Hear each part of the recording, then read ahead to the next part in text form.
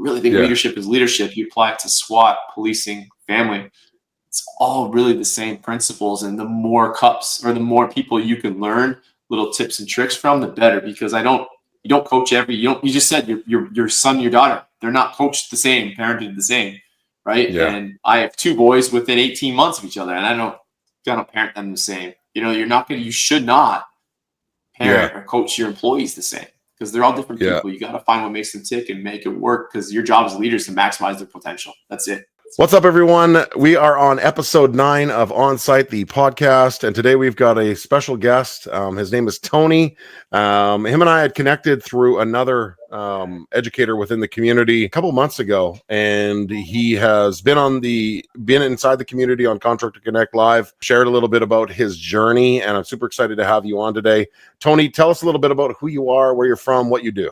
Okay. Thanks for having me. First of all, it's been kind of cool. Like we didn't know each other a month ago, and now I feel like I talk to you every single day, and we're not even in the same line of business. But I think like we cross over so much. It's like we kind of like mutually like respect and kind of appreciate each other's opinions. It's been cool. So anyway, I'm Tony Smith. I do live in Windsor, Ontario, just across from Detroit, and I'm a former SWAT team leader. I spent 20 years almost in policing. And towards the end of that, kind of started a little gym in my garage, and it morphed into something bigger and badder. And my wife was a cop at the time too, and we decided first she quit, gave up her $100,000 salary to start running the business. And I heard you say something about in one of the calls or in one of your screenshots there about laser focus. So when she quit policing and focused strictly on the gym, we saw a 30% increase in business like immediately. And we were able to open a second facility. And long story short, I broke my ankle at work. And I was now running the business more than being at work, because I obviously couldn't be a cop with a broken ankle. And I was like, man, even on a broken ankle, I like being here better than I like being at the police department. And, I decided to go all in and give up my salary and pension and everything. And same thing happened. 100% focus went to the gym, and we just kept growing and growing ever since. And then, it kind of morphed into me doing this coaching and the mental performance stuff that I do. All the SWAT stuff kind of came back around, and I was able to get in front of a lot of different crowds. And this truly is where my passion still lies, in leadership and mindset. And the gym's really built on that. And I think that's why we caught on. So, that's a real long, probably 20-year story I told in 5 minutes, but that's in a nutshell who I am. No, and dude, the crazy part is 20 years in any industry is a long time, right? And what I've learned about my time in my industry was that at some point you start to visualize the beginning part of that journey, like you start revisualizing your beginning of that journey. And I think that's when, for me anyway, that's when the coaching really became visible for me as my next kind of journey, when I started reliving my early days, where it's just like, oh, if I would have known this, if I would have understood this, if I could have done this, I really started to focus on, and I'm going to just try and help some people. And then once you start helping people, it just becomes this wild experience. And I don't know like specifically what it's like for you, because we'll dive into that a little bit more. And I want to hear about the coaching. But 20 years in a very high demanding mental, physical space for a long time. You've seen things that most would never seen in their lives. So many people have never seen in their lives, for sure. And then translating that into coaching, I'm just curious, like what do you pull from to build out kind of your roadmap for your coaching? Yeah, so what I pull from for the coaching, that's a good question. And yeah, you did see a lot of things, a lot of terrible things. Unfortunately, I used to wear those as almost like a scar. I used to let it bother me, but now I wear it like a badge of honor, because I think police officers, firefighters, nurses, paramedics, they're doing all these things so that good, normal people don't have to see it and don't have to even know it exists. I think so. I used to get so frustrated thinking like, nobody understands what I'm doing. And then as I've gotten older, and you say about what I wish I would have known, is that I should have, like, every time somebody said like, oh, it's not busy in Canada, what do they even need a SWAT team for? I should have taken that as an honor. Like, hey, we're doing such a great job that these nice, normal people at this party have no idea what we fucking do. They have no idea this even exists, because we do keep hell at bay, for lack of a better word. And then to apply that now to the coaching, I'm able to, because we're in such terrible situations and like real high stress, I'm able to apply a great deal of perspective.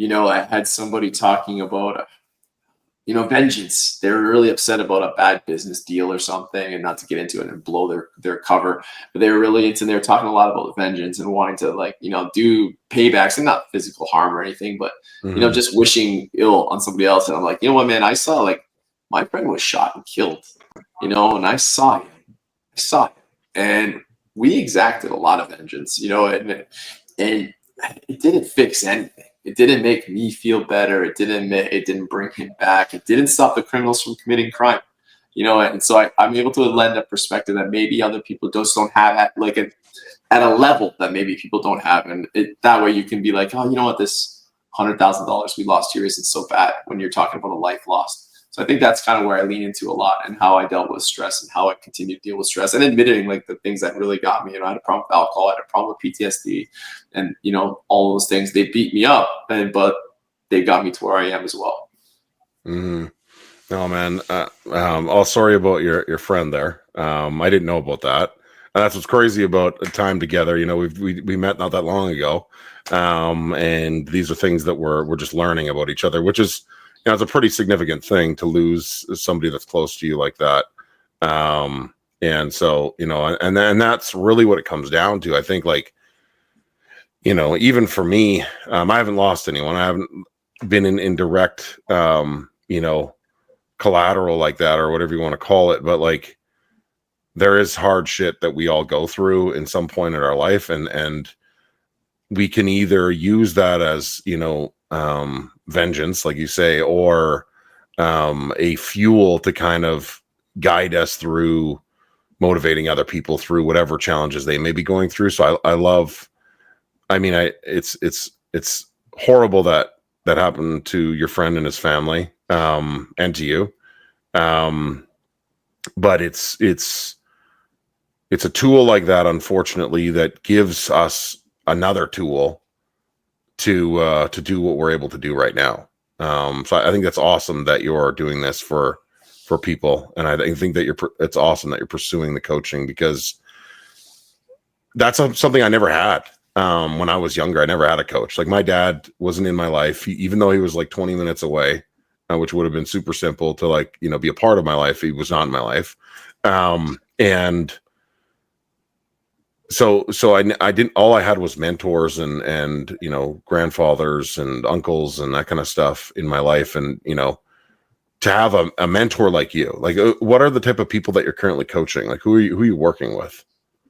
I work with a lot of, work with mostly dads, to be honest with you, right? Yeah, dads for sure, that kind of fit the same profile. So dads that are entrepreneurs or work within a business where they hold a significant leadership role, maybe not CEO, but maybe the next under, running a team of operational team is, a few people in the greenhouses, a few people in the auto industry. So, different roles like that, and the balance that is forced to create between. And I know when we were on our call, I think I mentioned, I don't really believe in work-life balance. I think it all comes from the same cup, and that we need to make sure that cup is as full as possible, because we have to pour it out when we go to work. And if you don't pour it out at work, for you and I, work for each other, work for ourselves, it's very important. But also, man, if you're not pouring it out at work, you're not going to climb the ladder. If you work in a job where you're not the boss, or you're not an entrepreneur, and you're not going to, excel at all those things. So I really believe in that, and really spreading that out, and how you can label that and not I can't say that word at all. Compartmentalize. How do you say that stupid word? I can never get it right. Compartmentalize. Right. Is that yeah. what it is? Exactly. That's exactly what I'm trying to say. Okay. And how you can do that. Yeah. So that you're able to 100% focus on a conversation you and I are having, but with people that really matter in your life, you said, your mentors, or your son, your daughter, your brother, your wife, whatever that is, so that we can have these conversations straight up. And that's what I honestly love about the podcast too. I know you said you're on your episode 9 here. It's there's not very many times in your life when you shut the lights off all around you and you get on a call and you just stare at somebody else in the eye and you just talk straight up for 45 minutes. It's I think that's the best part of the podcast. And that's what I try to teach dudes to do with their wives and with their kids. Yeah. Yeah, no, I love that, man. And I think you're making a huge impact. I think what you're doing is, so needed. And even I am very involved with my kids. specifically also with my son and my daughter in different ways for different reasons. But because I didn't have that father figure in my life, it's taught me that even just me for my kids is not enough necessarily, and I'm trying to link them up with some type of additional mentor, just to give them another fresh output or input, I guess, so to speak. My son's 17, just getting kind of into the workforce, still in just finishing grade 11, but at some point he'll be in the workforce in some way, and he's taking a passion. You've got 2 kids, right? Yeah, two boys, 10 and 12. How old are you? 10 and 12. Cool. Yeah. So my son's 17 and he's just venturing into the workforce here, and he just got his job. He just got an accepted offer on a position. So he's going to be a steel fabricator, which is wild because he's still in grade 11. But he did this welding course in high school, did really good. And then I was like, take that and go get a job. Like, take the things that you learned and go get a job in a really hard job, like something that'll really challenge you. And I mean, you'll get the job if you show them the work that you did. And so he did. He ended up getting this steel fabricating job. But what's really cool, about the mentorship and the coaching and stuff is that somebody now in that position, in that job, will mentor him, right, through his work future, whatever that looks like for him. And what's cool is now my position with him will change just a little bit. I'll be trying to support him and trying to encourage him to push forward. And so it's just a different journey. Your kids are at a different age. My daughter is 13, and she always laughs at me because I always fumble her age. But they need different things, and the older version needs these other different things. And coaching is so profound to me now that I understand it to be so needed for everyone, for you, for me, for everyone. And so at some point in my son's career, as soon as possible, I'm going to heavily encourage him to invest in coaching with someone. I can be the greatest dad on planet Earth, but to have somebody hyper focused on everything about you, I'm focused on my kids, don't get me wrong, but a coach, even you being a coach for the people that you're working with or that you're working for, your goal is to transform them, really. Whatever their goal is, that's your goal. And it's a universally beneficial situation for both people. I've been coaching for just over a year. And how long have you been doing it? I'm just over a year and a half right now. Yeah, I'm around the same officially. I feel like I've been doing it unofficially for a while, but yeah, officially when I moved into this business more. Yeah, for sure. Unofficially 20 years, or 15 or 10 or whatever. Then officially, the past year and a half. And so I noticed now that I leaned into it full time though. It's really starting to get good. You're really starting to pull on your previous experiences and your previous things that you're going through to really help transform people. And that's why I love the industry that you and I are both in. I think it's so impactful. And I think we come from different places. I think we pull our strategy, I guess, from different places. And I think that's, it's really unique and it's special and it's so needed. I'm gassing us both up here a little bit right now. But I really believe in it. I think it's so necessary. And, as your kids grow up, I think you'll probably see that same understanding where you value what you're doing so much for the other person, right? They have parents, the other people that you work for, potentially they have parents that they've grown up with. And at some point they decided that they needed another voice in their life, being you or me. And as soon as that voice enters, it just starts to change things. And so, I really want my kids to experience that same thing earlier on. I know how much coaching is done for so many people that I'm working with right now, but I really want my kids to understand how impactful it can be for them to really get involved. I know Dan Martell is doing a little bit of, his King's community, I think it's called, and it's only in Kelowna, which is not, ideal. I tried to get my son in it. they do like a periodic Facebook group. It's not really, you know, it's not dialed for kids. And I think that, I mean, it is for if they're there, but it isn't if you're online, right? If you're anywhere in the world. And, Yeah. I've been looking for him specifically to find some type of online space that he can be surrounded by like-minded people with a mentor that's really trying to drive the bus. So, you know, food for thought. Yeah. Not that you're No. I mean, we've always thought of running.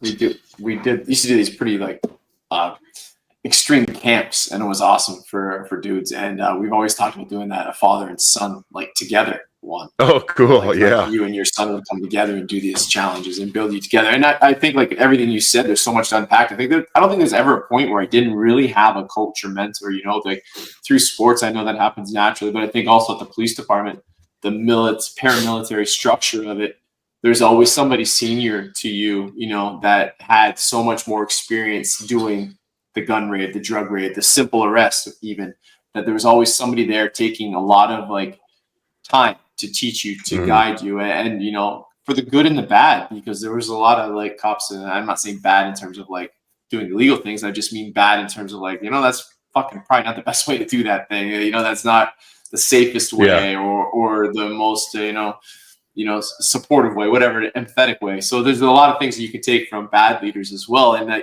I think what you and I do, and like a lot of the value that we're going to offer, you know, when we do some of these things together, and I know it's you do it on your own, and I think I do it on my own too, is coming in and talking about like essentially the people that you coach, that I coach, and maybe even more so in yours, because you are coaching like a lot of entrepreneurs and contractors, is like they're now going to take what you or I or anybody teaches them and apply it to the person they're coaching, which is their teammates, their employees, their kids. Because it's not that different. Like you want to, for my son, and I'm sure you feel the same, I want them to be better than me.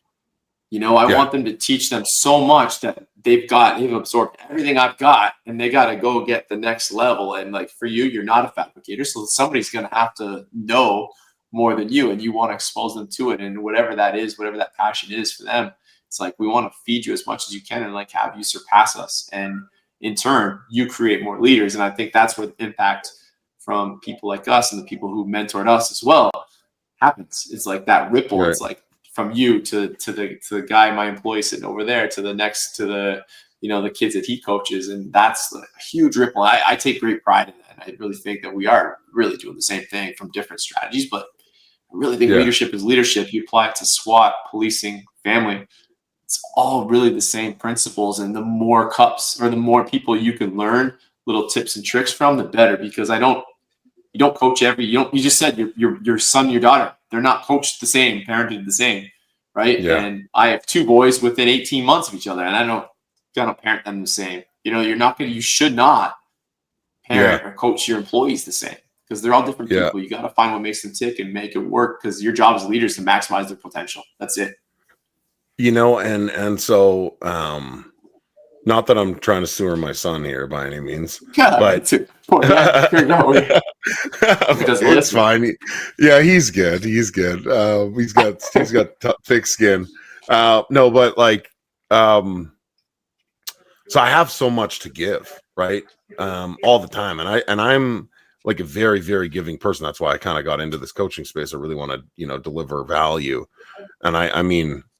My biggest hurdle right now with just everyone, not everyone, but selective people, is that I know that I can help some people. I know that I can give a lot of value to people. I know that I can share a lot of insight with my son, or other people. I'm just using my son as a marker. You know, quite often we'll sit down and we'll chat a little bit, and I'll be like, hey, like I can share a little bit insight of this and that, and I feel like 50% of it goes in one ear and 50% of it goes in the other ear, you know. And I think that's father son, man, right? Like, yeah, for sure. And that's why I think a coach would be a little bit better for him too, because then it's not always just dad saying this shit, and he'd be like, oh, like he was actually right. Like these are things. But I notice him like applying some of the stuff that I've taught him, that I've thought has gone in one ear and out the other, I noticed him applying it, and I was like, oh, so you were listening, you little shit. But what I'm getting at is that, dude, like contractors a lot of times have a big ego, in front of them, and they struggle with getting out of their own way. And so there are times where a person will reach out to me, ask for some support and guidance, a little bit of help, and then they will, and then what they will like just shut down. They won't ask questions, and I'm trying to like crack into them, and I'm like trying to softly enter into their space, trying to help them through whatever, and it feels very similar to my son at times, where I'm like, you have to want this, dude. And sometimes these people that really need the help don't want it, and trying to find, because everybody needs it in some way, shape, or form. And what my question here, I guess, is like, what do you do when there's somebody there that you can help, but they're choosing to like just be disconnected from whatever it is that you're trying to help them with?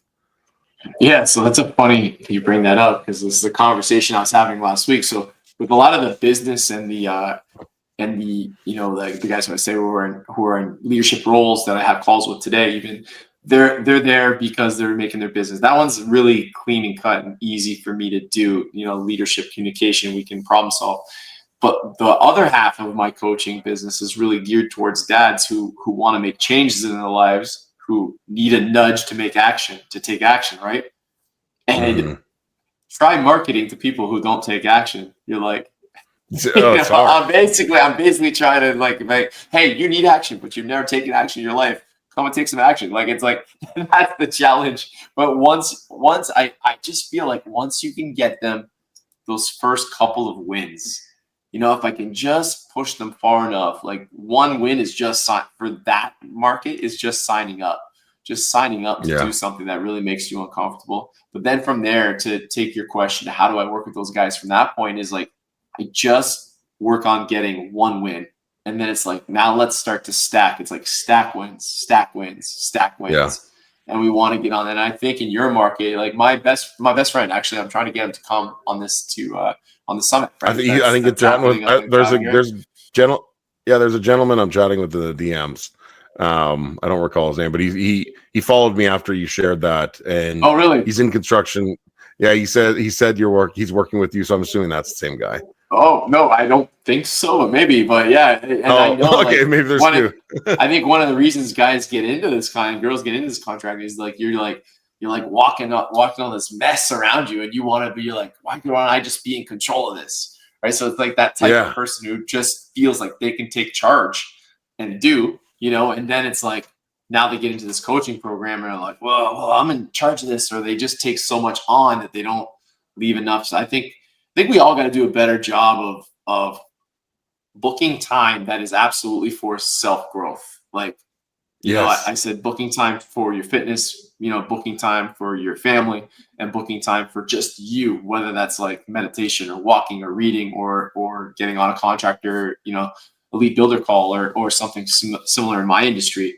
And I think like we don't do enough job, and then we don't protect it well enough. Like, I think we're too quick to give away the things that are the most important. We're too quick to be like, oh no, you know what? I just gotta go pick up this 10 sheets of drywall now. Like, you know what? Fuck, you don't. There's something less important in your day that you could cut out than the 30 minutes of learning that you're about to do. Because I think we do a shit job of that. For me, being in construction for so long, I understood my position in that. It took me a little bit to get to that point. That's why I coach people about their position in it. And now as I enter into the coaching, I find myself doing the same shit that I did in my early stages of construction, where I'm doing a bunch of things that I probably shouldn't do in the coaching space, where it's like, not taking care of my health the way I should be, need to go to the gym more frequently, not making time for it, which is things that I'm consciously aware of. And I'm like overdoing coaching, almost like I'm over available, which I really love because I'm trying to support the people that I'm working with, but I'm also so involved with it, which is, unsustainable at some point. Like as we continue to grow, I can't be the answer to everybody's problems. But right now, that's what I'm focused on, is helping people with their wins. And the people that want the help are the people that I'm diving all in for. So somehow, some way, I'm sacrificing the things that I know I shouldn't, like my fitness or, my health in that sense. And it drives me fucking nuts. And I'm consciously aware of it, which is, I think, the first thing. The second thing is like treating an activation and actually doing it. And I know I'm close to that point. I'm getting more comfortable with separating my space and the coaching with my, my things that I need. But no, man, it's been a journey for sure. I love what I'm doing right now. It's just different growing pains in different directions. Yeah, it always feels like that with all this business stuff. It's like you get so busy and overwhelmed, and then you're like, the next step of some of that delegation is intimidating, investment wise, control wise. It's always the struggle with me too, and I've done it too fast, sometimes at fault too, and sometimes I just, like you, like I ignore some of the things that really, that really are good are great for me, like my planning and my processes of planning that I've been using since I was on the SWAT. I think that's one of the things I do really well. And my wife, when I'm like super stressed out, she's like, I haven't seen you do your nightly planning once, in the last while. And you're like, shut up. Like, I know. And that's why I'm struggling. That's why I'm not staying on top of things. Or, you went out for your walk the other day. I saw it on your video, you probably felt a million times better when you got back from the walk. Did it physically help you that much? I don't know, maybe. But like mentally, it probably really helped you to get out in the sunlight and just go out and walk. Yeah, no, the mindset thing, it really was, for me, like, and you said it yourself too, like you're in a different transitional period of your business as well in this new business. And there are things that your old business really carried you that you're teaching other people. Right. And so because you're so focused and, on this delivery mechanism that we're sharing with other people, we forget about our own shit sometimes. And we're just like, fuck, like, I know how important, an hour of physical fitness is. I know how important it is. It's crazy. It's crazy how important it is. I've seen it transform people's lives, including myself. It was about maybe, I don't know, well, when I went through my divorce, which would have been almost 10 years ago, 8 years ago, maybe wasn't in like the greatest position, headspace, everything like that. But I just focused on the gym, and I was there for like hours a day, and I became psychotic with it. And then I noted, well, I just put everything into that. I had a few other things that I was, focusing some energy on within business, but I still made time for it. And it really transforms your clarity, your mental clarity. And I was at my best peak. And so whenever I connect, physical endurance or fitness or anything like that, it's always connected to my peak performance is surrounded by doing, the non-negotiable things that I'm currently negotiating, which drives me absolutely bonkers. So, I think that's what makes you a good leader, and myself included. It's like there is that, like, hey, I'm not, like, I need to practice what I preach a little bit more too. And there is the admitting that, like, I think that's what attracts people to listening to you talk. And I would like to believe the same for myself, is that, like, we're able to say, like, hey, like, I screwed this up. I screwed this up yesterday. I learned this lesson 6 months ago, and it just just kicked me in the nuts yesterday again, because I just made the same stupid mistake. Right. And it's like, I think there's so much to be said for that. And I think, again, with the type of people that, the business folks that I'm coaching, or the contracts you are, like, they're so proud. And sometimes that's a struggle to even admit that there is a wrongful habit or a negative habit or some negative time that's being wasted. It's like having the vulnerability, to the self-awareness to accept that and just say, like, hey, this is where I need to improve. These are where the leaks are. How can I plug them? I think that's where where people really want help, and people are really going to grow and are going to get it. Yeah, I think you have to really be consciously aware of all the things around you. You know what I mean? Like, I'm consciously aware of the situation, the things that I need to improve on. And I really encourage, my son, and I'm using him a little bit, maybe too much in this whole thing, but I've always told him, just own everything that happens. Just own it. Just be honest with yourself. Never like tell yourself that that's not the case. You know what I mean? Because then you become delusional. to the reality. And so those are some of the things that I teach some of the contractors that I work with. It's like, whatever's happening is happening. It's fine. It's already happened. And your job right now is to move forward with an understanding of what has happened and what needs to happen in order to move forward properly, in a more direct manner that can provide you or, get you closer to the goals that you're trying to get. So, your wife, you mentioned one thing here, and I just want to go back to this about the laser focused. You had mentioned that when she quit, went into the business, focused on it, everything increased by like 30%. And then you got injured, also went to the business. And now, did you notice like an increase as well in that moment where you were then, even though you're injured, did you see another peak, like spike in the business as well? Or was it just like fulfillment for you that gave you that, that No, there was a spike. There was a spike, and there's two. If I pulled up a spreadsheet of financials here or of memberships, like you could like pick out where we quit. It's wild. Yeah. Like you can just see like, oh, there's where Danny, my wife Danny, quit.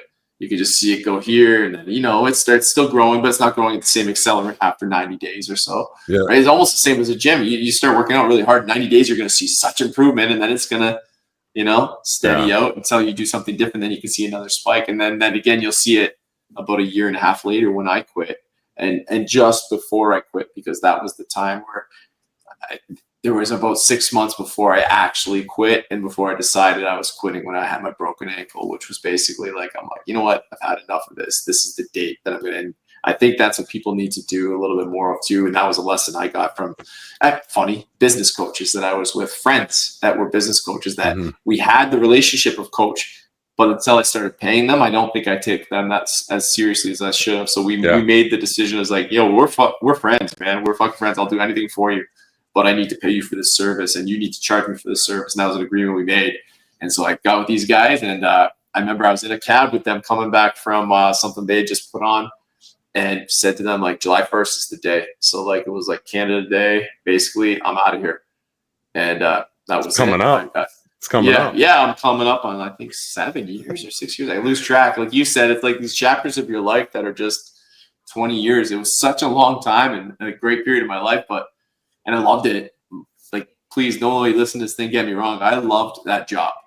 I don't think I would still love it. I think people who were there and felt like they're making a difference might not feel that way, but that's for a whole other podcast. But I loved that job, but at some point it just doesn't even feel like I did it anymore. Like it's just so far gone.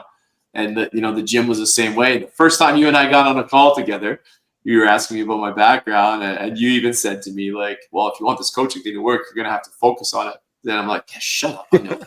I know. And it's funny because that's a lesson I know, but you said it and I'm like, oh, the guy's freaking right. It doesn't matter if he coaches contractors or speakers or gym trainers or cops. If you put your energy and your laser, your sights on the one target, you're going to start to hit it a lot more often. Well, when I was, this is several years ago, but I got this crazy light coming from the side. It's wild. Look how bright that is. Yeah, it's like you're going to be pulled away into the the vortex. No, this is the sunlight. No, when I first got into business, I became like addicted to it, like serial entrepreneur addicted. I thought you said I became a dick. I'm like, well, no. Okay. That's I might have been. Some people might call me that. That's fine. No, but I became addicted to it, and I became a bit of a serial entrepreneur, and I had so many different businesses going on. At one point, I think I had like 4 or 5 different businesses. And some of them were doing great. Some of them were doing okay. Some of them were doing nothing. And then at some point I looked at my surroundings and I kind of stacked things next to each other. And I was like, fuck, this is just too much. It's too many things. And I just got rid of everything. I just got rid of everything. And I just focused on one thing. And immediately, as soon as I focused on it, it exploded. It literally exploded. And to go to the point where, your wife had quit and then things, increased and then it flatlines, because it does flatline as well. You have to continue to do things to increase it or improve it. And then you quit and then it spiked again. And then probably at some point, potentially is at a flatline not necessarily now, but it'll be in a position where it's, hit a flat line again, where you have to do something different again. But once you're laser focused on whatever it is that you're doing, it really starts to transform in front of you. And I think, again, it comes back to, what I was mentioning earlier. We have to be consciously aware of this shit. This is what really separates, people, is the people that are so consciously aware of things that are moving in front of them that they can almost watch them happen before, even if it's just like, a movement or a presence or whatever. You're so consciously aware of these things taking place. And I can see it even within the coaching. Like, we're moving ridiculously fast, in my opinion. We've been coaching for just over a year and a half. We're putting together a summit in Calgary, and this may have aired after the summit or just before. But I've been told it's crazy to try and do this. And I just kind of didn't really listen to that stuff. I was just like, oh, you know what? Everything I do is a little bit crazy at times. I'm crazy. Who cares? Yeah, that's just part of the business. I feel like everybody, like if you've had some success, you've been told you're crazy. You have to yourself. Like, yeah, maybe I am a bit too crazy. At a certain point, and like, man, the truth is, you asked when I started coaching. The truth for everybody listening, like, is that, and the lesson that you just said is, I really 4 years ago almost basically stepped away from the gyms. I have 3 gyms now, and they do pretty good. But I'm a big part of it, and I'm also a wage in it, right? So I stepped away pretty much and went all in on this coaching and leaned in, and I actually was doing very well. But the gym started to suffer, and proving that the gym was not built, the systems, the culture, my absence, it wasn't ready to sustain that. And I had to say the same thing you said. It's like, well, hold on a second. Like, that's still what my salary, so to speak. That's still the bread that keeps my family, fed.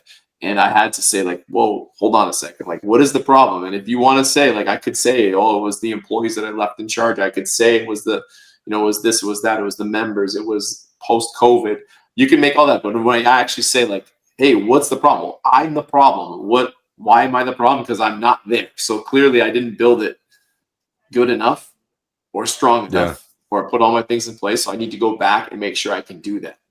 And now, as I sit and I see my facility leaders, sitting in here doing their office work and killing it and making sales for the gym when I'm not here, it's like, okay, now it's there. Now I can start to lean back into this, test the waters again. But in 6 months, if it's not, the coaching isn't working or the gym isn't working, it's my fault. And then it's mine and mine only. If it starts there, then you're going to actually make some difference in your life. But if you want to cast that blame, there's no chance. The absolute fatality of leadership comes with indecision and blame.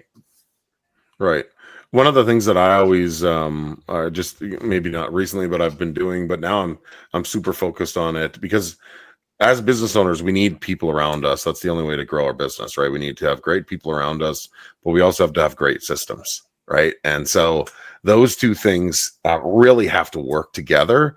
And so whenever I'm considering placing an opinion on someone or on some situation or on something, I pause for a second and I evaluate the situation, and I look at it like, do we have a systems problem or do we have a people problem? Because you can have still people problem. People can still suck, right? Oh, yeah. But we can also have systems that we've self-created that are making these people suck.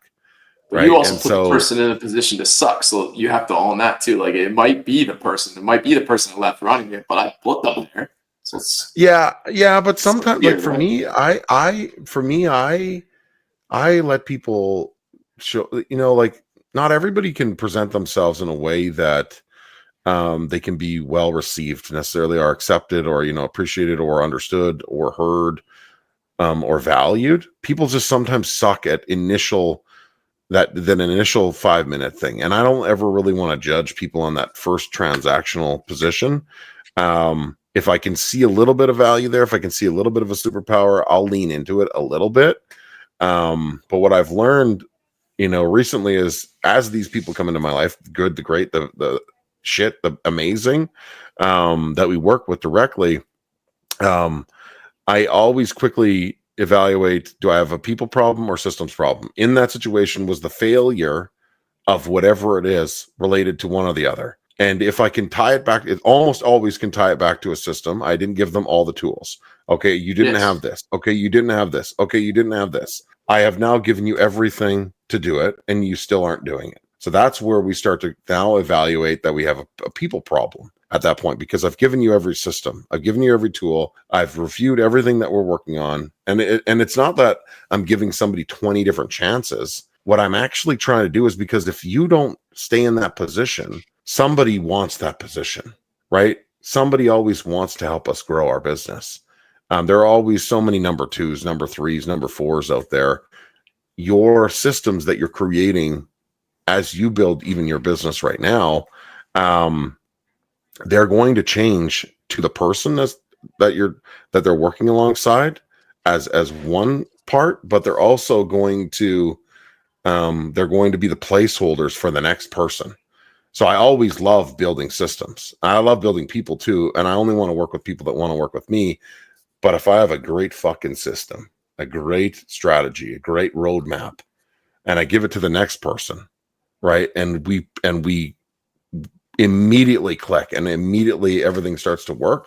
You can then immediately identify that you had a people problem in that point. And that's back to what we talked about earlier, where it's like getting people motivated to get coached, getting people to motivated to like fucking do something.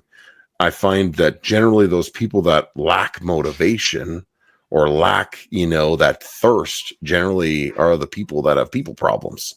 Unfortunately, they don't receive the systems, which is a coaching roadmap, essentially, and I don't know where I was going with this and why I was going down that direction, but that's just a little bit of insight or input that I have on those situations. I know that you're building your business, it's growing. I'm building my business, it's growing. And I think the biggest thing that we can really hyper focus on is those systems, and making sure that they're dialed. The right people will fall into place when they're ready to come into your life. I've been really fortunate. I've had some really, and I'm so consciously aware of this shit. I've had some really important people come into my life over the past 2 decades, and they've really helped me kind of go down that path where it's like they're helping me, kind of find my roadmap and find my direction.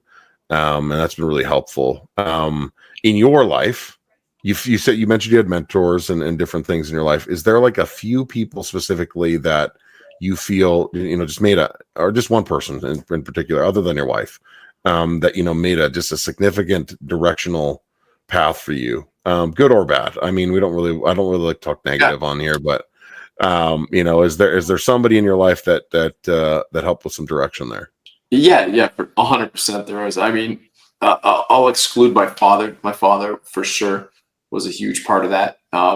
But like, let's say as we're talking about more guys who are in our late 20s and 30s, I think there was 2 or 3 team leaders, SWAT team leaders. And I remember this guy in particular coming in, Heat is his name, we call him. And he comes in, and I remember him coming in their uniform, and I was in patrol, and I was maybe a couple months on, and they came in to deliver a briefing.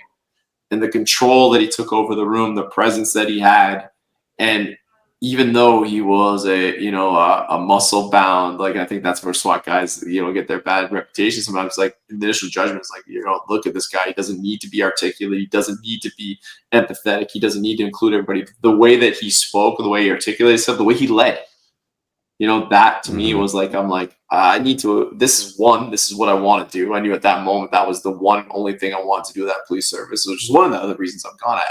I did everything I wanted to do there. I had no more goals. I had already done it, and they'd removed me for, tenure. And that's a long story, but it was like, I've already kind of met everything I want to do there. I wanted to be like that guy. And I was able to, then work on the teams with that guy and a couple of others in his position. And I just learned so much about not just how to do gun raids and all that exciting stuff, but how to, more importantly, manage 18 freaking type A dudes full of testosterone that are also smashing doors and chasing after the baddest of the bad. And then, going out and getting into their own life issues. And, it was like learning that was just integral to, I think, how I now run this business in this gym. And I told you, I think I said on that call that I did with you guys, that right from the newest person who joins this gym, it's like almost like they work for me, like that they're part of our team. And that's why I think we have they say 30 to 50% is like a good member churn in my industry. And we're at 3 freaking percent. Right.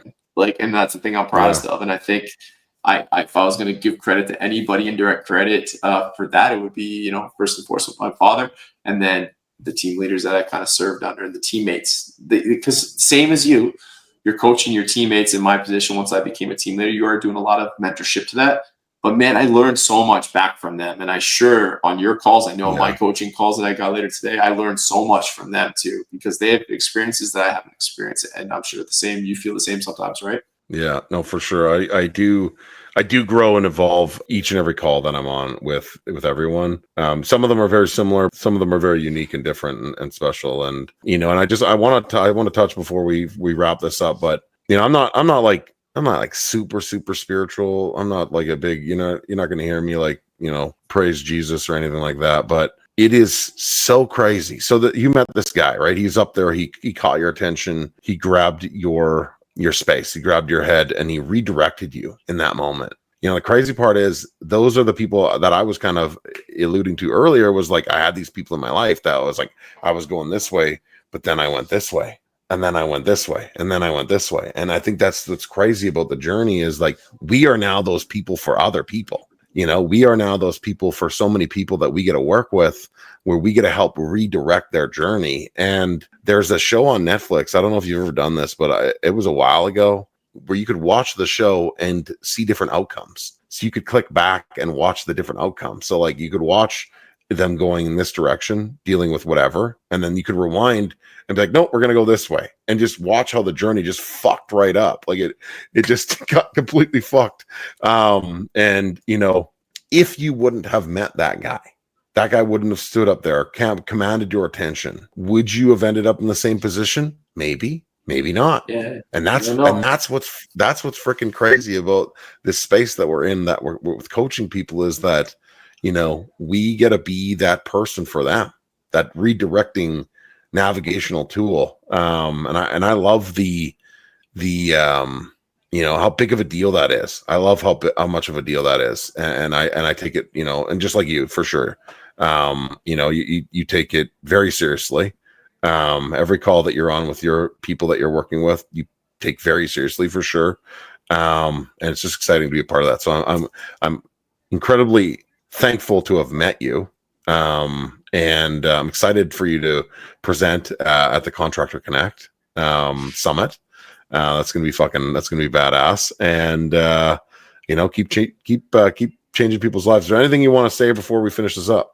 No, man, I just appreciate you too, and I appreciate the community. Like, I am in your portal for that. I don't know what you call that, but it's like your group internet thing.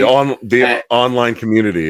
Yeah, it's I'm on there. I reading other people's wins, man. It's just awesome. Like, I do get all the notifications, and I haven't turned them off.